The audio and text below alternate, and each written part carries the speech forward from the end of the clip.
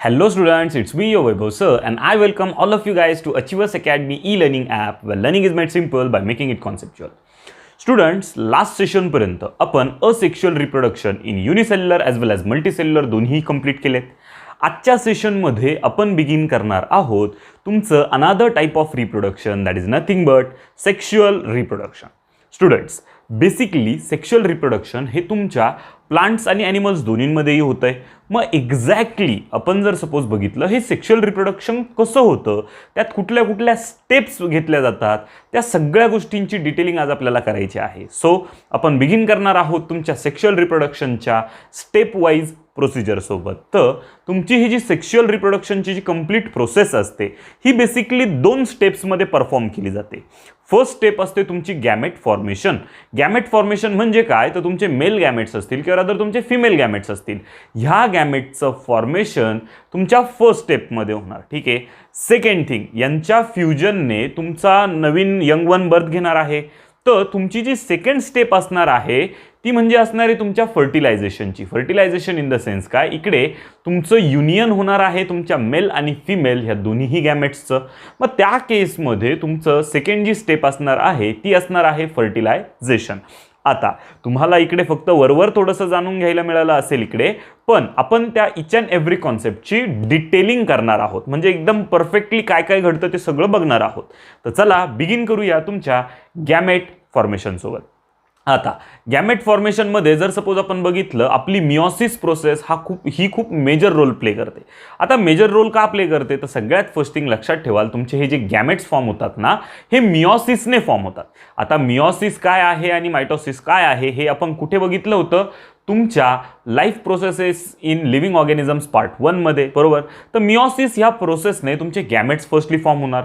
म्हणजे होणार काय, तुमची ही जी काही मिओसिस प्रोसेस आहे ना, ह्या मिओसिस प्रोसेसमध्ये तुमचे जे क्रोमोझोम्स आहेत ह्या क्रोमोझोम्सचे नंबर्स हाफ व्हायला लागणार. म्हणजे जे ट्वाइस n क्रोमोझोम्स असायचे ते आता काय व्हायला लागणार, n. म्हणजे जे डिप्लॉइड होते ते काय व्हायला लागणार, हॅप्लॉइड व्हायला लागणार. आणि जर सपोज आपण बघितलं हे जे काही हॅप्लॉइड गॅमेट्स आहेत हे काय होणार, तिकडे फॉर्म होणार आहे. सो काय लक्षात ठेवाल, तुमचं जे काही गॅमेट फॉर्मेशन आहे, गॅमेट फॉर्मेशन म्हणजे एक्झॅक्टली काय होणार लक्षात ठेवाल, गॅमेट्स हे फॉर्म होणार बाय मिओसिस. आणि मिओसिसमध्ये एक्झॅक्टली काय होणार, तुमचे क्रोमोझोम्सचे जे नंबर्स आहेत ते हाफ व्हायला लागणार. म्हणजेच काय, तुमचे जे हॅप्लॉइड गॅमेट्स आहेत हे इकडे फॉर्म होणार आहे.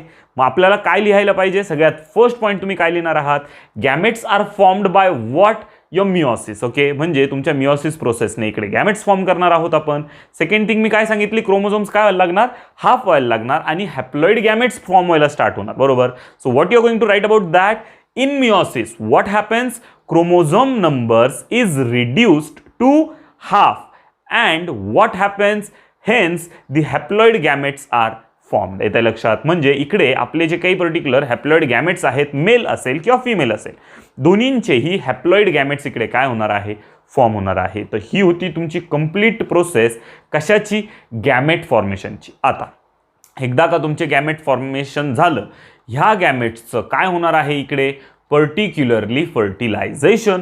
सो पुढे काय होणार ते आपण बघूया तुमच्या सेकंड स्टेपमध्ये जी की आहे काय, फर्टिलायझेशन. ओके. आता या सेक्शुअल रिप्रोडक्शनमध्ये हे फर्टिलायझेशन सुद्धा खूप इम्पॉर्टंट आहे, कारण तुमच्या मेल आणि फिमेल ह्या दोघांचेही जे गॅमेट्स आहे त्यांचं युनियन होणे, त्यांचं फ्युजन होणे, ही जी सगळी कंप्लीट प्रोसिजर आहे up to birth of young one, ती सगळी कशात होते, तुमच्या फर्टिलायझेशनमध्ये. सो एक्झॅक्टली काय होतं फर्टिलायझेशनमध्ये ते आपण बघूया. तर फर्टिलायझेशनमध्ये तुमचा एक डिप्लॉइड झायगोट फॉर्म होतो.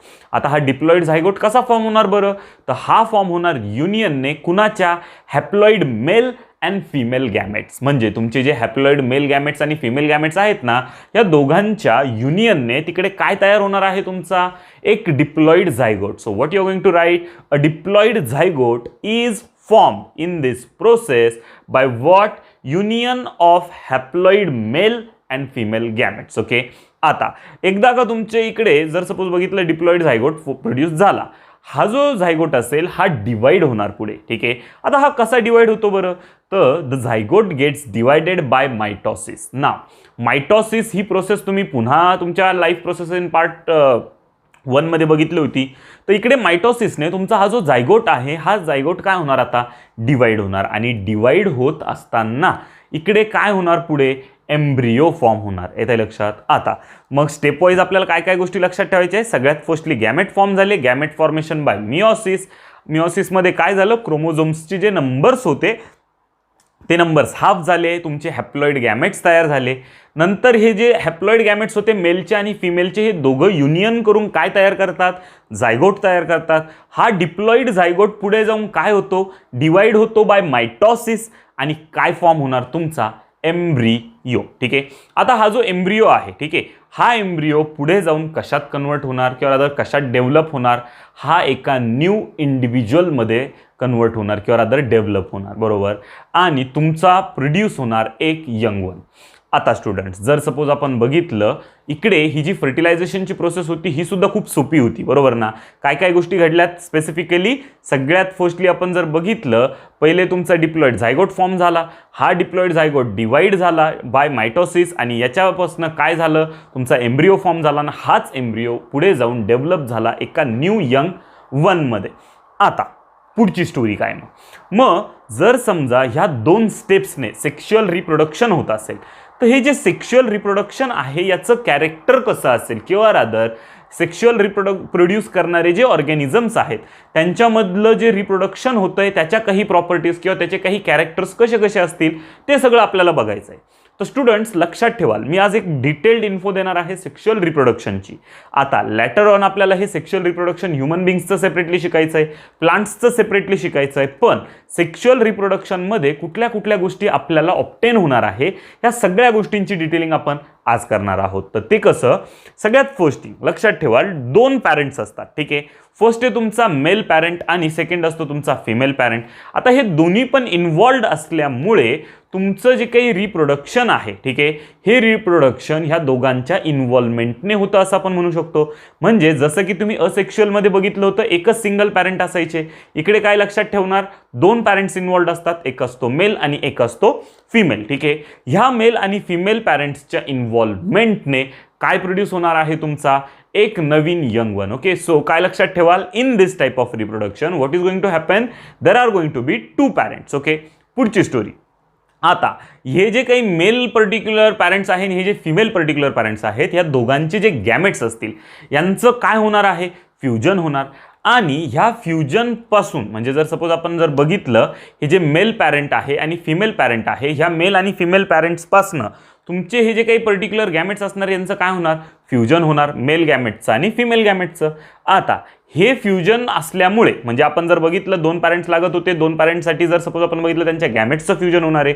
मग ह्या 2 डिफरंट लोकांमुळे जर सपोज काही रिप्रोडक्शन होणार आहे, तर तुमचा जो न्यू इंडिव्हिज्युअल असेल याच्यामध्ये काय राहणार, रिकंबाइंड जीन्स. आता हा रिकंबाइंड जीन्स काय कॉन्सेप्ट आहे बरं नेमकी, तर रिकंबाइंड जीन्स म्हणजे काय, तर तुमच्या दोघांच्याही जीन्सचे कॉम्बिनेशन हे त्या नवीन यंग वनमध्ये तुम्हाला आढळणार आहे. म्हणजे जर सपोज आपण बघितलं एखाद्या केसमध्ये एखादा जर सपोज म्हणजे पॅरेंट जर सपोज फेअर असेल दिसायला, जसं की जर सपोज मेल पॅरेंट फेअर आहे, फिमेल पॅरेंट नॉमिनली थोडीशी डस्की स्किन आहे, ठीक आहे, त्या केसमध्ये कदाचित तुमचा ह्या दोघांच्या रिकॉम्बिनेशनने तुमचं जे काही यंग वन बर्थ घेणार आहे ते कदाचित पर्टिक्युलरली डस्कीही असू शकतं किंवा रादर कसं असू शकणार आहे, फेअर सुद्धा. पण जर डस्की वगैरे असेल तर असं नाही की मेलचे काहीच फीचर्स आले नाही, मेलचे सुद्धा काही फीचर्स त्याच्यामध्ये आलेले असणार आहे. सो काय लक्षात ठेवाल, due to this what, due to fusion of gametes. So what is going to happen, due to this a new individual always has the recombined genes of whom your male parent as well as your female parent also. Okay, आता हे जे दोन्ही parents होते, या दोन्ही पॅरेंट्सच्या रिकंबाइंड जीन्समुळे काय घडलं, तर यांच्यामुळे जो इंडिव्हिज्युअल आहे याच्यामध्ये काही सिमिलॅरिटीज आली. सिमिलॅरिटीज कुणाच्या, त्याच्या पॅरेंट्सच्या. आता हे ज्या सिमिलॅरिटीज आहेत ह्या सिमिलॅरिटीज 100% तशाच्या तशा रिप्लिकेट तर होणार नाहीये पॅरेंट, पण जसं की मी तुम्हाला सांगितलं की पॅरेंट जर सपोज मेल असेल फेअर तर थोडाफार फेअर याचा स्किन येऊ शकते. जर समजा मदरच्या केसमध्ये जर हेअरचा कलर ब्राऊन असेल तर याचे हेअर्स ब्राऊन असू शकता. म्हणजे हे जे काही रिकॉम्बिनेशन आहे हे रिकॉम्बिनेशन आपल्याला कशात बघायला भेटणार आहे? इकडे, बरोबर. आता हे रिकॉम्बिनेशन सोबत किंवा रादर यांच्या सिमिलॅरिटीज सोबत आपल्याला एक सेकंड थिंग सुद्धा काय बघायला भेटणार आहे? कदाचित काही डिफरन्सेस सुद्धा असू शकतात. म्हणजे हे जे कॅरेक्टर्स आहेत ना, ह्या दोघांपेक्षा डिफरंट सुद्धा असू शकतात अगदी. कारण असं आहे त्याचं की जर सपोज आपण बघितलं आपल्याकडे, म्हणजे जर सपोज आपण जे पॅरेंट्स असतात, या पॅरेंट्सच्या केसमध्ये 100% प्रत्येक वेळेस पॅरेंट्स सारखाच यंग वन असेल असं गरजेचं नाही. कदाचित ग्रँड पॅरेंट सारखे सुद्धा ते असू शकतात. म्हणजे ह्या दोघांमध्ये जे कॅरेक्टर्स आहेत ना, त्यांच्यापेक्षा डिफरंट कॅरेक्टर्स सुद्धा त्या न्यू यंग वनमध्ये असू शकतात. आता मग जर सपोज आपण बघितलं हे जे काही पर्टिक्युलर असे कॅरेक्टर्स जे आहेत, काहींमध्ये सिमिलॅरिटी आहे, काहींमध्ये व्हेरिएशन आहे, याचं नेमका बेनिफिट काय होतो बरं? तर लक्षात ठेवाल स्टुडंट्स, लिव्हिंग ऑर्गॅनिझम्समधली जी डायव्हर्सिटी आहे ती ह्या व्हेरिएशनमुळे आहे. ठीक आहे, म्हणजे तुमचं जे जेनेटिक व्हेरिएशन असतं, जेनेटिक म्हणजेच काय की सेम जीन्स किंवा सेम जेनेटिकला बिलॉंग करतात पण त्यांच्यात व्हेरिएशन आहेत दोन. ठीक आहे, तर काय लक्षात ठेवाल, हे जेनेटिक व्हेरिएशनमुळे तुमची जी काही डायव्हर्सिटी आहे लिव्हिंग ऑर्गॅनिझम्सची ही आपल्याला मिळते. बरोबर. सेकंड थिंग, आपण जर सपोज बघितलं हे जे जेनेटिक व्हेरिएशन आहे, ह्या जेनेटिक व्हेरिएशनमुळे हा जो ऑर्गॅनिझम असतो ना, ह्या ऑर्गॅनिझमला चेंजिंग एन्व्हायरमेंटमध्ये सर्व्हाइव्ह पण करता येतं. आता ते कसं बरं? तुम्ही मला सांगा स्टुडंट्स, एखाद्या केसमध्ये आपण जर डॉग्स बघितले, ठीक आहे, डॉग्स आपल्याकडेही आहे, डॉग्स पर्टिक्युलर आईस एरियामध्ये पण आहे. आता मी तुम्हाला स्पेसिफिक 2 ब्रीड्सचं एक्झाम्पल देतो. तुम्ही जर्मन शेपर्ड बघितलं असेल, बरोबर. जर्मन शेपर्डचे जे पर्टिक्युलर बॉडीचं जे पोश्चर असतं, सेम तसंच पोश्चर आहे ना तुम्हाला अजून एका डॉगमध्ये बघायला भेटतं. तो म्हणजे तुमचा सिबेरियन हस्की. ठीक आहे, आता सिबेरियन हस्की आणि तुमचा जर जर्मन शेपर्ड बघितला, दोघं दिसायला एकदम सेम, फक्त सिबेरियन हस्कीचा कलर व्हाईट आहे आणि याचा कलर थोडासा लाईकवाईज ब्राऊन ऑरेंज मिक्स असतो, ब्लॅकी शेड असतो. बरोबर. आता ह्या दोघांचं जर ड्वेलिंग आपण बघितलं, जर्मन शेपर्ड हा नॉर्मली अशा वॉर्म्थ क्लायमेटमध्ये बघायला भेटतो आणि सिबेरियन हस्की हे जनरली कुठे बघायला भेटतात? तुमच्या हिमालयाज किंवा रादर अशा आईस क्लायमेट्समध्ये. बरोबर. म्हणजे त्यांचं जे ड्वेलिंग आहे ते कोल्ड क्लायमेटमध्ये. आता नो डाऊट काही क्रॉस ब्रीडिंग करून सिबेरियन हस्की आता आपल्या क्लायमेटमध्ये सुद्धा चालतात, पण मोस्ट ऑफ जे जेन्युन आहेत ते कुठले आहेत? तुमच्या आयसी एरियाचे. मग आता जिकडे आईस आहे तिकडे वातावरण तर खूप थंड होतं, इकडे वातावरण तर खूप वॉर्म आहे, पण दोघांनाही आपण म्हणताना डॉगच म्हणतो. म्हणजे काय, दोघं पण सेम जेनेटिकली आलेले आहेत, दोघांच्या पण जीन्स सेम आहेत, पण दोघांमध्ये जेनेटिक व्हेरिएशन आहे. त्याने झालं काय की चेंजिंग एन्व्हायरमेंटमध्ये हे काय करू शकतात? सर्व्हाइव्ह करू शकतात. म्हणजे इकडे वॉर्म्थ क्लायमेटमध्ये हा सर्व्हाइव्ह करतोय, कोल्ड क्लायमेटमध्ये तो सर्व्हाइव्ह करतोय. सो काय लक्षात ठेवाल की ह्या जेनेटिक व्हेरिएशनमुळे ऑर्गॅनिझम काय करू शकतो? स्वतःला ॲडजस्ट करून घेऊ शकतो एखाद्या चेंजिंग एन्व्हायरमेंटमध्ये आणि त्याचा जो एक्झिस्टन्स आहे तो मेंटेन करू शकतो, म्हणजे तो तिथे राहू शकतो. बरोबर. आता याचा एक सिव्हिअर फायदा झालाय, बऱ्याचशा स्पेसिस आहेत ना डायरेक्ट एक्सटिंक्ट होऊन गेल्यात.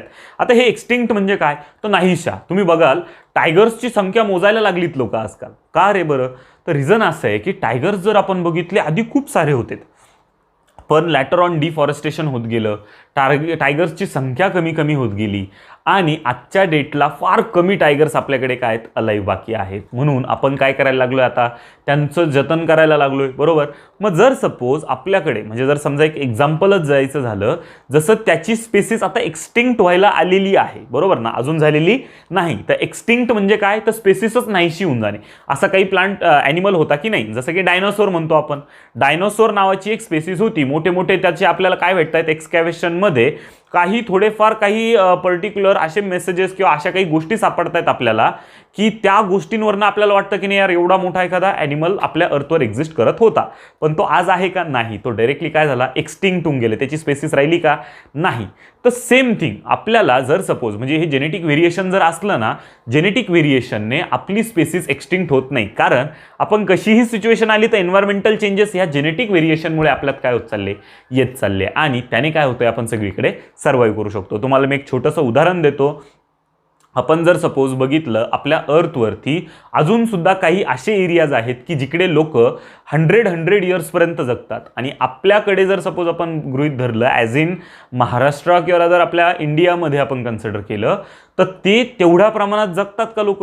नाही. आपल्याकडे नॉर्मल लाईफ आपण 80-90 पर्यंत, म्हणजे ती एकदम हाईट झाली आता ॲक्च्युली, पण तेवढ्यापर्यंत आपण कन्सिडर करतो. त्याच्यापेक्षा जास्त आपण एक्सपेक्ट करतो का?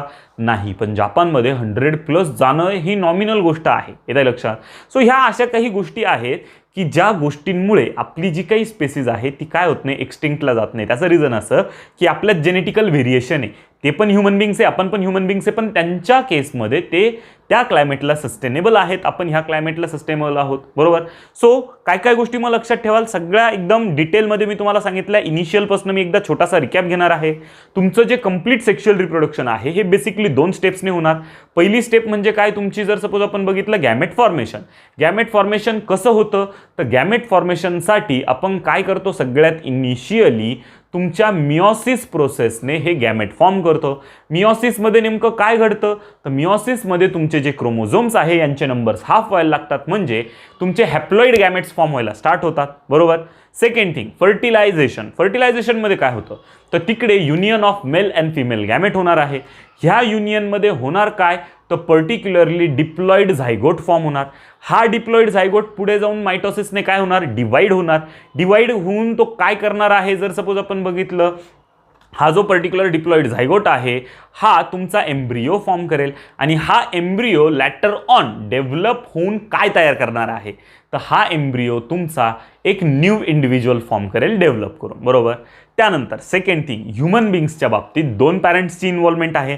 आता हे तुमचं फर्टिलायझेशन आणि तुमचं गॅमेट फॉर्मेशन कंप्लीट झालं. आता मी तुम्हाला सेक्शुअल रिप्रोडक्शनच्या न्यू यंग वन्सच्या बाबतीतले फीचर्स आणि कॅरेक्टर्स सांगतोय की तुमच्या सेक्शुअल रिप्रोडक्शनसाठीची इसेन्शियल थिंग म्हणजे काय, तर आपल्याला लागणार आहे 2 पॅरेंट्स. या दोन्ही पॅरेंट्सचे जसे की मेल असेल आणि फिमेल असेल यांच्या गॅमेट्सचं फ्युजन होणार आहे. त्या फ्युजनमुळे होणार काय, की तुमचा जो न्यू यंग वन असेल त्याच्यामध्ये कॅरेक्टर्स हे रिकंबाइंड असतील. म्हणजे रिकंबाइंड पर्टिक्युलरली आपण जर सपोज म्हटलं तर त्याच्यामध्ये जीन्स असणार आहे. हे रिकंबाइंड जीन्स आपल्याला काय करून देतात, तर तुमच्या न्यू ऑर्गॅनिझममध्ये एक जेनेटिक व्हेरिएशन ऑब्टेन करून देतात.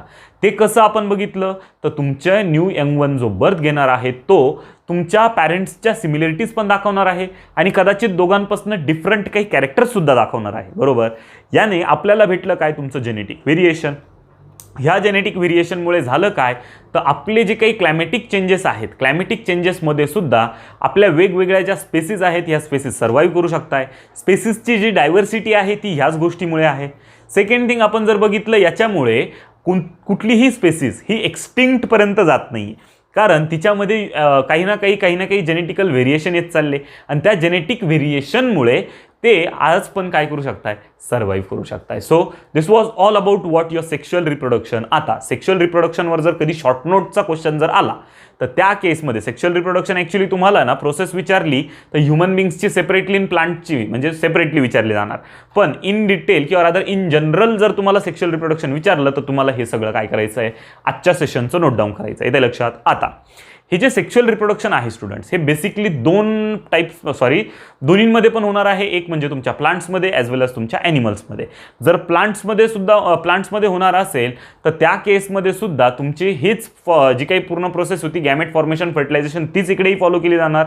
सेम थिंग आपण जर सपोज बघितलं तुमच्या ॲनिमल्समध्ये सुद्धा, ॲनिमल्सच्या केसमध्ये जसं की तुमचे ह्युमन बिंग्सच्या केसमध्ये सुद्धा हेच पहिलं गॅमेट फॉर्मेशन आणि सेकंड काय फर्टिलायझेशन हे काय केलं जाणार, फॉलो केलं जाणार. तुम्हाला तुमच्या स्क्रीनवरती ॲक्च्युली मी लेफ्ट साईडला काय केलं आहे, पर्टिक्युलरली तुमचा प्लांट दाखवला आहे आणि राईट साईडला तुम्हाला तुमचे जे काही पर्टिक्युलर ह्युमन बिंग्स दाखवले आहेत. बरोबर.